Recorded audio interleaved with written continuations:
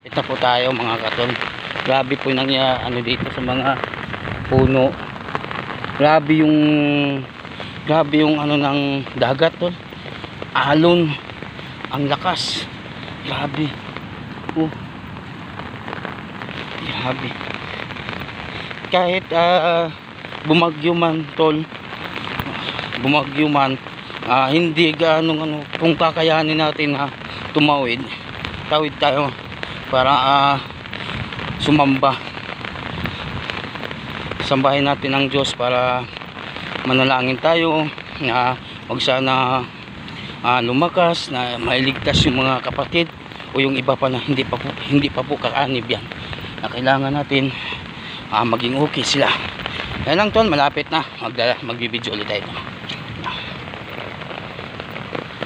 So malapit na tayo tol.